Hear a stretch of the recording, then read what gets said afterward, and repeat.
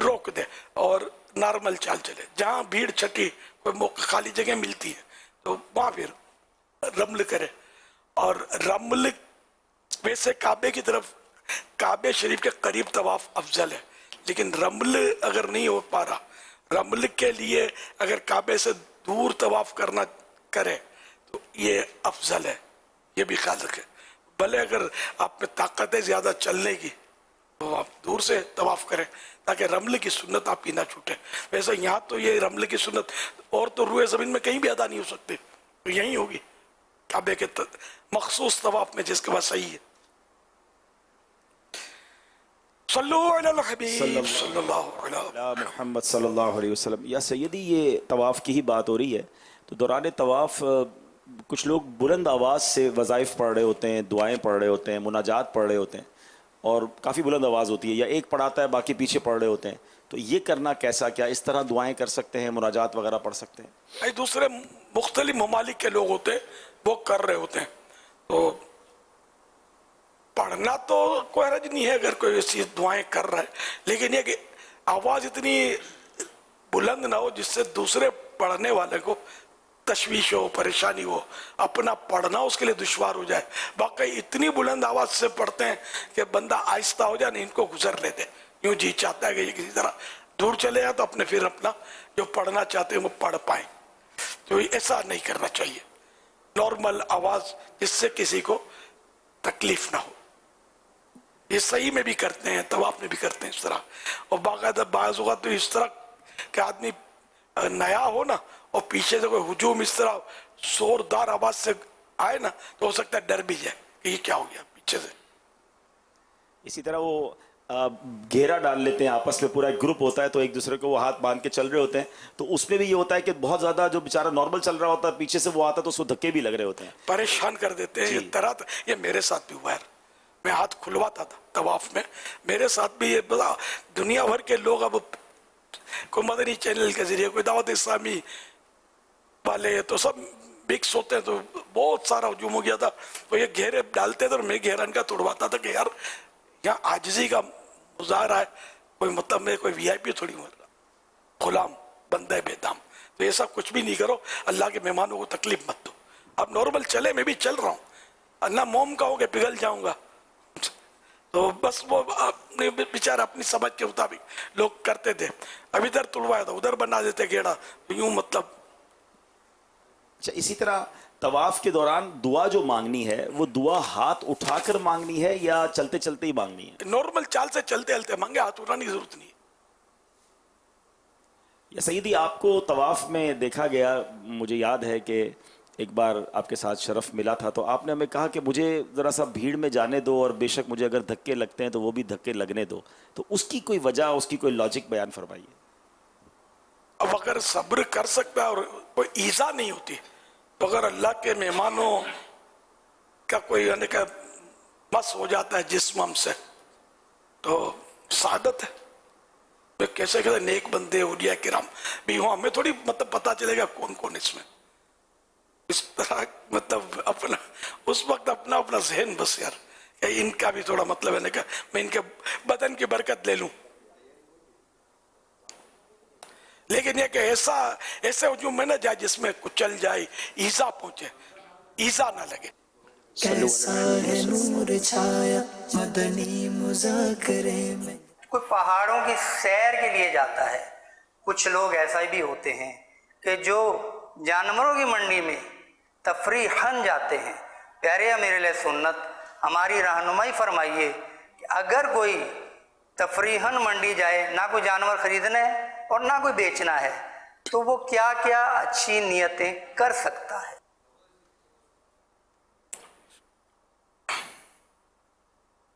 کیا اچھی نیتیں کر سکتا ہے؟ سمجھ نہیں آ رہی اچھی نیتیں یہاں. اب مزہ آتا ہے, نفس لے آتا ہے.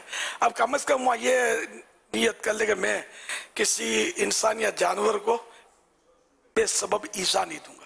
ایذا کی صورت یہ ہوتی ہے انسان اور جانور کو کہ جو بیچنے والا ہے اس سے پوچھیں گے یہ کتنے کا ہے, وہ کتنے کا ہے, دانت دکھاؤ.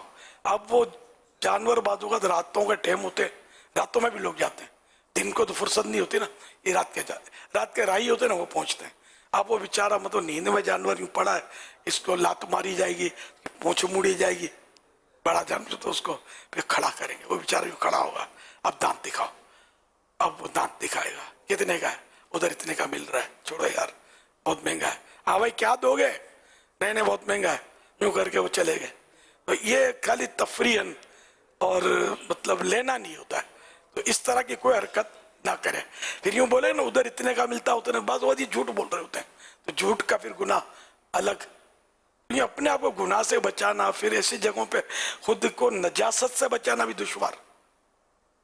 हर तरफ ज़ाहिर है कि नजासत होती है वहाँ, गोबर वगैरह।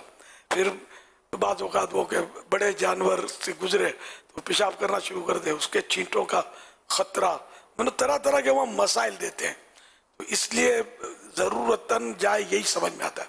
अब एक जानवर अगर लेना भी है ना तो पूरी टीम पहुंचती है। एक बकरा लेना है, 25 आदमी जाएंगे, कोई कान देख रहा है, कोई सींग दे रहा है, कोई पूंछ देख रहा है, तो ये भी करते हैं, शौक होता है। तो वैसे तो मुबाह कहेंगे इसको, अगर कोई शरीयत की खिलाफ वर्जी ना करें तो भले जाए, और क्या कोई गुनाह तो इसको नहीं कहेंगे। लेकिन ये कि अच्छी नीयत की तरफ एक तो ज़हन में आई कि मैं किसी को तंग नहीं करूंगा, ना इंसान को ना जानवर को। शायरुल्लाह अभी वो शियार बने नहीं है, जो जानवर बिक रहे हैं वो अभी कुर्बानी के जानवर उर्फन कहते हैं, कुर्बानी के हैं नहीं बिके तो फिर गोश्त फरोश को जाएंगे या वापस जाएंगे। खरीद लिया किसी ने कुर्बानी की नीयत से, अभी हमको पता है कि मुसलमान ने कुर्बानी के लिए खरीदा, अब ये उसकी कुर्बानी का जानवर अब हुआ ये अब। और वैसे बकरी की गर्द झाड़ना, ये हदीस पाक पर अमल की नीयत अगर करता है तो कर सकता है, तो कि मैं हदीस पर अमल करने की नीयत से बकरी से मुराद यहाँ मुअन्नस गोट नहीं है, बल्कि बकरी हो, बकरा हो, दुम्बा, दुम्बी, या कुर्बानी में जो बकरी जहाँ कहा गया ना, तो ये सब है इसमें शामिल, नर मादा सब। तो इसमें इनकी गर्द झाड़ूंगा। हदीस से पाक में आया कि बकरी का इकराम करो, इसकी गर्द झाड़ो, ये जन्नती जानवर है, तो इसका यूं एहतराम करके उसकी गर्द झाड़ूंगा। तो ये इस हदीस पर अमल की नीयत होगी तो सवाब मिलेगा। ये नीयत भी की जा सकती है, तो आप वो कुर्बानी के हो या ना हो, मुतलकन हदीस मुतलक, देखिए कुर्बानी के ताल्लुक से नहीं है, वैसे ही जनरल है। मतलब निगाहों की हिफाजत करूंगा कि वहाँ निगाह की हिफाजत की ये सूरत है कि जिससे औरतें भी अब जा रही हैं वहाँ, तो इनसे निगाह बचाऊंगा। फिर बाजों का जानवर खुद ऐसे अंदाज इख्तियार करते हैं कि इनको नहीं देखना चाहिए। ये सब जो भी समझते होंगे समझ गए होंगे कि इनकी बात उस आज़ा ऐसे होते हैं कि जिनकी तरफ नजर ना करना मुनासिब, तो इन चीजों से अपनी निगाहें बचाऊंगा।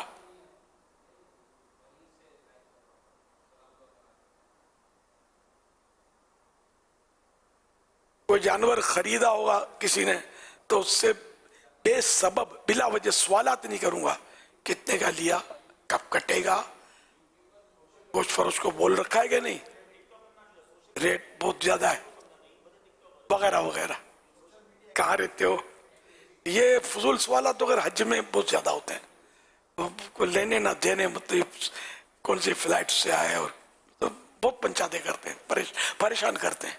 ये हर तकरीबन एक तादाद है जिनकी आदत होती है, एक दूसरे को पूछ रहे होते हैं, बिला वजह पूछते। अगर वजह है कितने का लिया, ताकि इसको खरीदना है इसलिए पूछ रहा है कि पता चले रेट क्या है इस तरह के जानवर का, तो सही है पूछना, तो ये सवाल सही है फिर इसका पूछना कि कितने का लिया, कितने मांग रहा था, तो ये भी पूछना अगर जरूरत है ना, कि ये पता चले कि मांगते कितना और देते कितने में, तो ये भी अंदाजा हो जाएगा कि 50 मांग रहा था, 30 में सौदा हुआ। वल्लाहु तआला अअलम व रसूलुहु अअलम। عز وجل وصلی اللہ تعالی علیہ وآلہ وسلم. صلو علی الحبیب صلی اللہ تعالی علی محمد. ماشاءاللہ وہاں بھی ہمارے امیل سنت کے خلیفہ الحاج عبید رضا طاہر مدنی وہیں موجود ہیں، تو کچھ ان سے وہاں ایک دو سوالات ہمیں کرنے تھے. شہزاد بھائی آپ بھی وہیں ہیں؟ شاہ صاحب بھی موجود ہیں اور میں بھی موجود ہوں. اور کیا ایک سیگمنٹ چھوٹا سا، نام رکھنے کی حقیقت تو ہمارے شیخ نے بتا دی. اب نام ہمارے عبید بھائی رکھیں گے اور کیا کیا رکھیں گے وہ آپ دیکھیں گے. اور اگر جانشین نام رکھیں گے تو یہ کہ لوگوں کے گھروں میں جو جانور وغیرہ آئے ہوئے ہیں تو ان کو بھی ایک ذہن ملے گا کہ ہمیں اپنے جانور وغیرہ کے کیا نام رکھنے چاہیے. جی شہزاد حضور، کہاں سے آپ اسٹارٹ کر رہے ہیں؟ کون سے جانور کا پہلے نام رکھ رہے ہیں؟ کیا فرمائیں گے؟ قبلہ شریف ہے اس طرف، ٹھیک ہے جی، تو ہم یہیں سے شروع کرتے ہیں، وہاں قریب جا کر. جی جی ماشاءاللہ. آئیے پہلے آپ یہ بڑا بچڑے کا نام رکھیں گے. اس کا یہ رکھیں، کعبے کے پاس ہے، اس کا رکھیں. اور سر بھی اس کا ماشاءاللہ اس کا رخ بھی قبلہ کی طرف ہے. ہاں ہونا بچوں، چاہیے اس کا نام. اس کا نام کیا سوچا ہے؟ یہاں پہ آ جائیں، بچے آ جائیں قریب. بتائیں. اس کو چھوڑ دے چھوڑ دے چھوڑ دے. آپ یہ نام بتائیے. چاندار. سفید. اس کا نام ابلق سوچا تھا نا، ابلق. ابلق. شمس. ابو شمس. شمس. ابلق اس کا نام. ابو قمر. ابو قمر. ہاں ابلق. اس کا نام ابلق رکھ. ابلق چت اب تک اس کا نام رکھا گیا. ابلق. ٹھیک ہے. سیکنڈ پہ آ جاتے ہیں. ٹھیک ہے. اس کا بتائیے گا. ان کا ہاں بریرہ اور جریر. ببلو. ببلو. بریرہ بھائی، جریر بریرہ بھائی. بھائی اور جریر. تیرا. کیا نام رکھا تھا آپ نے اس کا؟ چاند. چاندار. چاند. ہاں چاند. چاند. چاند. چاند. اس کا نام چاند ہو گیا ماشاءاللہ. چاند. ٹھیک ہے. نہیں، یہ جو دکھایا ہے اس کا تو پہلے سے نام رکھا ہوا ہے. ابھی یہ جو بکرا دکھایا گیا ہے اس کا نام میٹھا رکھا اچھا، اس گیا کا ہے. نام کیا رکھا ہوا ہے؟ میٹھا. میٹھا. چلو اس کا نام میٹھا ہے پہلے ہی سے. چلیں. اچھا عبید بھائی، اس جانور کا یہ بھی قبلے کی طرف قریب قریب ہی ہے، یہ دیکھیے گا پلیز. کیا رکھنا ہے؟ ابو میں رکھوں گا. ستارے سے بھی اچھا. ستارے سے بھی اچھا نام کہہ رہے ہیں عبید بھائی. تارے سے بھی اچھا نام. کیا نام رکھ رہے ہیں؟ ستارے سے بھی اچھا نام رکھنا. چاند. اس کا نام رکھتے ہیں اچھا. ابو جریر. چلیں اچھا. چلیں اچھا ہو گیا. یہ اچھا ہو گیا. ماشاءاللہ. اچھے تو ماشاءاللہ سارے جانور ہیں، لیکن اس کا نام اچھا رکھ دیا ہے. آپ دیکھ سکتے ہیں. آئیے آگے کی جانب پڑھیے. عبید بھائی اب اس طرف آئیں گے اور اس طرف دیکھتے ہیں. اب کچھ بکرے ہیں، ان کے نام کیا رکھے ہیں؟ جی جانشین ان جو نام رہی بھی ہو باپو. اچھا اس کا رہ گیا. جی جی اسید. ان کا نام کیا ہے؟ ببلو. اسید. یہ مائک میں بولے. ببلو. آپ بھی- ببلو. اس کا نام ببلو. ٹھیک ہے. ببلو ہو گیا. اچھا یہ ببلو آپ ظاہر ہے آپ کی رضامندی ہے عبید بھائی، ببلو کیوں رکھ رہے ہیں؟ ماشاءاللہ ببلو ببلو ہے. اب ببلو ہے نا، گول مٹول ہے اس لیے. چاندار ہے نا وہ. ببلو. چاند. ٹھیک ہے. چاند اس سے بھی والا. لے لیں، اس سے بھی لے لیں. لیں. ببلو. ببلو ببلو 3 بار ہو گیا ہے، مطلب کنفرم ہو گیا ہے. جی ببلو. جی جی اب اس طرف آ جائیں. ببلو. جانشین امیر السنت، اس کا کیا نام رکھا جا رہا ہے؟ ابو میں نے نہیں بولا. ہاں صبر. آپ اس کو بولو گے. مائک پر. تم پہ. ببلو. بلیک رنگ کا ہے. ببلو. ببلو. ان کا نام رکھتے ہیں پھول. پھول. پھول. ماشاءاللہ ماشاءاللہ. پیارے بچوں، اس کا نام کیا رکھا گیا؟ پھول. اس کا نام رکھا گیا ہے پھول. کیا نام ہے؟ ذرا ان سے بلوائیں. آپ نے تو کیا نام ہے؟ اچھا پھول. وہ حاجی حسین نے 2 بکروں کا نام رکھا تھا، ایک کا نام بلبل، ایک کا نام اس پھول. کا نام کیا رکھا جا رہا ہے؟ اس کا نام پہ تارا رکھ دیتے ہیں. تارا. کیا نام رکھا گیا ہے اس کا؟ تارا. تارا. ماشاءاللہ وہاں پر اس وقت نام رکھے جا رہے ہیں جانور کے. ہم نے کہا چلے آپ کو کچھ وہاں کا بھی ایک منظر ہو جائے گا. صلو علی الحبیب صلی اللہ تعالی علی محمد. آئیے سوالات کی طرف سے. تو ہمارے پاس یہاں پر اس وقت عالمی مدنی مرکز فیضان مدینہ میں کچھ social media activist, social media سے ریلیٹڈ اسلامی بھائیوں بھی آئے ہوئے ہیں. ان کا آج بھی اور کل بھی الحمدللہ یہاں پر سنتوں بھرا سلسلہ ہے سیکھنے سکھانے کا. تو وہاں سے کچھ سوالات ہمیں پتہ چلا ہے کہ آ رہے ہیں. آئیے ان سے کچھ سوالات لیتے ہیں. صلو علی الحبیب صلی اللہ تعالی علی محمد. ماشاءاللہ عالمی مدینہ مرکز کے اندر اس وقت دارالمدینہ کے بھی اسلامی بھائی آئے ہوئے ہیں. دارالمدینہ ہیڈ آفس کے بھی اسلامی بھائی ہیں، دارالمدینہ کے اساتذہ بھی ہیں، انتظامیہ بھی الحمدللہ ہمارے درمیان موجود ہیں.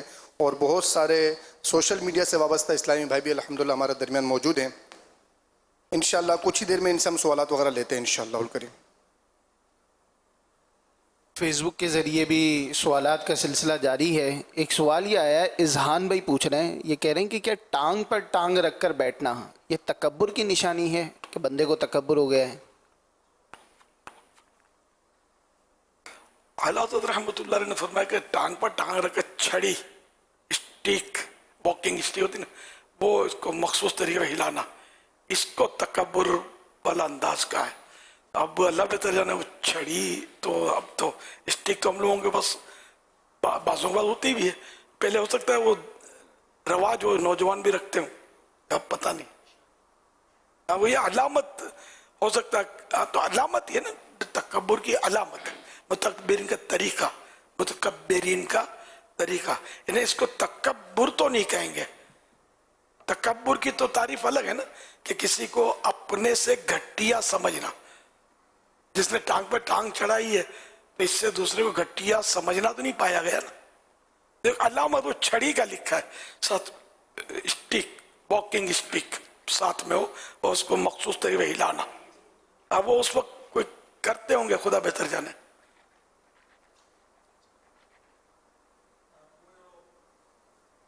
صلو علی الحبیب صلی اللہ علی محمد صلی اللہ علیہ وآلہ وسلم. قبلہ امیر اہل سنت دامت برکاتہم العالیہ کی بارگاہ میں سوال ہے, لاکھوں لاکھ مسلمان الحمدللہ حج بیت اللہ کی سعادت حاصل کرنے کے لیے اس وقت وہاں موجود ہیں, اور عموماً جب بھی کوئی حج کے لیے یا عمرے کے لیے جاتے ہیں تو ظاہر ہے کافی چلنا پڑتا ہے. اس چلنے کی وجہ سے بعض اوقات یا رش کی وجہ سے کچھ لوگ ویل چیئر پر طواف کرنا شروع کرتے ہیں, اور آج کل جیسے الیکٹرک گاڑی, بائک یا عام نارمل ویل چیئر کرایہ اس کا دے کر اس کو حاصل کر لیتے ہیں اور اس سے طواف یا سعی یہ کر لیتے ہیں. اور حج یا عمرے کے علاوہ بھی جب نفلی طواف ہوتے ہیں تو نفلی طواف بھی اس طرح بیٹھ کر ویل چیئر پر کر لیتے ہیں. تو آپ کی خدمت میں سوال یہ ہے کہ کیا بلا عذر جس آدمی کو چلنے کی طاقت موجود ہو اور وہ ویسے ہی ویل چیئر پر یا الیکٹرک گاڑی پر وہ طواف صحیح کرتا ہے تو اس کے بارے میں کیا حکم شرع ہے؟ جو ایسا مریض ہو جو چل نہیں سکتا یا اس طرح کا معذور ہو, کوئی جو چلنے پر قدرت نہیں رکھتا, چل ہی نہیں پاتا, تو اب اس کو گھسٹ کر یا کسی کے کندھوں پر یا ڈولی میں یا ویل چیئر پر یا الیکٹرانک ویل چیئر پر وغیرہ, تو اس کو طواف کی اجازت ہوتی ہے شریعت میں. اس پر کوئی کفارہ نہیں کہ یہ واقعی یہ کہ معذور ہے, مجبور ہے. باقی اب تھک گیا تو تھکن اتار کر بھی تو ممکن ہے نا کہ وہ تھکن ہے اس لیے گاڑی میں بیٹھ گئے, تھکن عذر نہیں ہے. اسی طرح خالی مطلب ہے کہ تھوڑی بہت نقاہت ہے, کمزوری ہے, چلنا دشوار ہو رہا ہے, تو اس طرح مطلب ہے کہ اجازت نہیں ہے, بلکہ پیدل ہی طواف و سعی کرنی ہے. البتہ اگر کسی نے پھر بھی گاڑی پر ویل چیئر پر الیکٹرانک گاڑی پر بغیر اجازت شرعی طواف کیا, وہ اس نے گناہ کا کام کیا, حکم شریعت کی خلاف ورزی کی, اور اب اس پر کفارے بھی آئیں گے. جیسے کہ 4 پھیرے اگر گاڑی پر اس نے کیا فرض طواف, 4 پھیرے دم کی صورت ہے نا, 4 پھیرے اگر اس نے گاڑی پر طواف کیا بغیر اجازت شرعی, شریعت کی اجازت نہیں تھی, تو اب اس پر ایک دم لازم آئے گا, دم دینا ہوگا. اور 4 یا اس سے زیادہ پہ پورا کر دیا تو بھی گاڑی پہ ایک دم اس پر آئے گا. کم پھیرے کیے تو ہر پھیرے کے بدلے ایک صدقہ فطر کی رقم کا کفارہ آئے گا. رقم دے یا جو بھی کوئی چیز, کپڑا, کڑک وغیرہ, اناج, صدقہ فطر کی مقدار. یہ رہا نفل طواف. नफल तवाफ में जिन 7 फेरे उसने व्हील चेयर पर किए तो इसको करने नहीं चाहिए, लेकिन कर लिए बगैर इजाजत शरीयत। तो अब ये कि वो एक एक फेरे के बदले एक एक सदका फित्र देगा। और ये याद रखिए दम जो होता है ना, इसमें कुर्बानी की शराइत के मुताबिक एक बकरा समझो काटना होता है, और इसका गोश्त खुद नहीं खा सकते, न गनी यानी मालदार को खिला सकते, बल्कि ये फुकरा पर तसद्दुक होगा, गरीबों में मिस्कीनों में ये गोश्त दिया जाएगा, देना जरूरी है। और इसके लिए ज़बा के लिए हरम की हद के अंदर ये करना जरूरी है। और सदका जो देने का है, जैसे वो सदका अफजल यही है कि हरम के फुकरा को दे, वरना अपने वतन आकर भी दे सकता है सदका, दम नहीं दे सकता, दम वहीं भिजवाना होगा हरम में।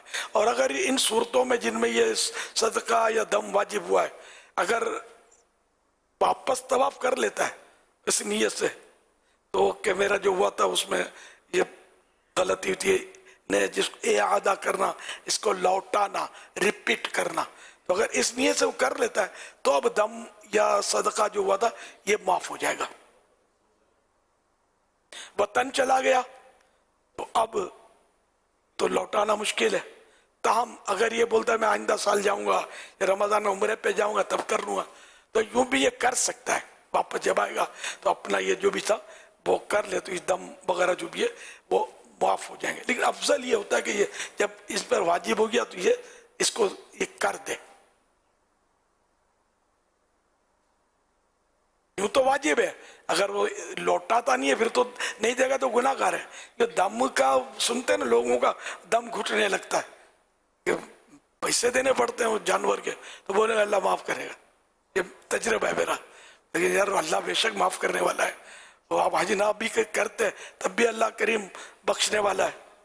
अब हज पे लाखों रुपए खर्च किए तो 500 रियाल में क्यों पीछे हटते हो यार? ये भी उसी रब का हुक्म है जिसने हज का हुक्म दिया हमें। वल्लाहु तआला अअलम व रसूलुहु अअलम अज़्ज़ व जल्ल व सल्लल्लाहु तआला अलैहि वसल्लम। यही सही का भी है, सही भी जिस पर शरीयत ने इजाजत नहीं दी, अगर वो इलेक्ट्रॉनिक गाड़ी पर या घिसट कर या व्हील चेयर पर या किसी भी सवारी पर या कंधे पर किसी के किया, उसने अपने पाँव पर नहीं की, तो ये इस पर भी सजाएं हैं कि अगर 7 फेरे इसने इसी तरह किए तो इस पर दम है, और अगर 4 फेरे किए तब भी दम है।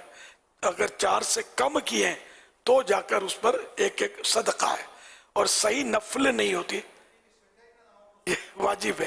तो इस पर वो दम और सदके ही की सूरत है। माफी की सूरत वो है कि दोबारा सही कर ले। दम लाजिम होने के बाद जो बेहतर वाली सूरत है वो उस सूरत में जबकि वतन लौट आया, अगर वहीं मक्का मुकर्रमा में है तो फिर तो उसे उसका इयादा करना होगा। अच्छा, लाजिम उसके ऊपर। अगर ये मक्के शरीफ में है अब तक और ये गलत कर चुका है तो इस पर कंपल्सरी है कि ये इसको दोहरा ले, नए सिरे से इस नियत से तवाफ कर ले कि जो मेरी गलतियां हुई थी मैं इसको रिपीट कर लेता हूँ, या सही भी रिपीट कर ले। अगर ये अपने वतन आ गया जैसे, तो अब इसको चाहिए कि ये वो जो दम अगर मुमकिन है तो फोन के जरिए, अब तो बहुत जराए हैं, किसी जानने वाले को करवा दे दम, और सदका भी भले यहाँ दे दे या वहाँ के फुकरा के लिए किसी को वकील कर दे हरम के फुकरा को देने के लिए। ये फिर इसके लिए बेहतर यही है कि इंतजार ना करे, दे दे। यहाँ पर एक वजाहत भी करनी थी कि दारुल अहले सुन्नत से एक फ़तवा जारी हुआ था जिसमें पहले ये डिटेल तफसील बयान नहीं हुई थी और मुतलक हुक्म ही बयान हुआ था कि वाजिब तवाफ़ हो या फ़र्ज़ तवाफ़ और नफिल तवाफ़, कोई भी अगर बिला उज़र बैठ कर किए तो सब पर दम का हुक्म बयान किया गया था। ताहाल इस मसले पर मज़ीद जब तहकीक हुई और इसी हफ्ते दारुल अहले सुन्नत से एक बाकायदा फ़तवा जारी हुआ है जो कि दारुल अहले सुन्नत की फ़ेसबुक पेज पर और वेबसाइट पर अपलोड किया गया है, और उसमें डिटेल और तफसील वही है जो क़िबला शेख तरीक़त अमीर अहले सुन्नत दामत बरकातुहुल आलिया ने بیان فرمائی ہے اس سابقہ فتوے سے رجوع بھی کیا ہے، اور اس دوران جو سوشل میڈیا پر دارالتحریل سنت کے بھی مختلف سلسلوں میں یہ مسئلہ ایک ہی شق کے ساتھ بیان ہوا کہ تمام صورتوں پہ یہ دم لازم ہے، تو اس سے بالکل رجوع کرتے ہیں، اور اس کا یہ ازالہ بھی ہے کہ فرض اور واجب طواف یہ بلا عذر اگر کسی نے بیٹھ کر کیا تو اس پر دم لازم ہوگا۔ مکہ مکرمہ میں ہے تو لازم ہے کہ اس کا اعادہ کر لے، اور اگر وطن آ چکا ہے تو پھر دم ہے، اور اگر پھر بھی کوئی اسی سال یا بعد میں واپسی جا کر اس کو دوبارہ لوٹا لیتا ہے تو بھی اس کا دم ساکت ہو جائے گا۔ جبکہ نفل طواف اگر کسی نے بلا عذر بیٹھ کر کیے ہیں تو پھر اس پر ہر چکر کے بدلے میں ایک صدقہ فطر ہے، 7 چکر اگر بیٹھ کر کیے ہیں تو 7 صدقہ فطر وہ ادا کریں۔ یہ اس کا کلپ بنا لیں گے اچھا سا مختصر سا، اور اس میں یہ مفتی شفیق صاحب نے جو فرمایا نا ازالہ یہ بھی ڈال دیں تاکہ جن تک نہ بھی پہنچا اللہ کرے یہ پہنچ جائے۔ صلو علی الحبیب۔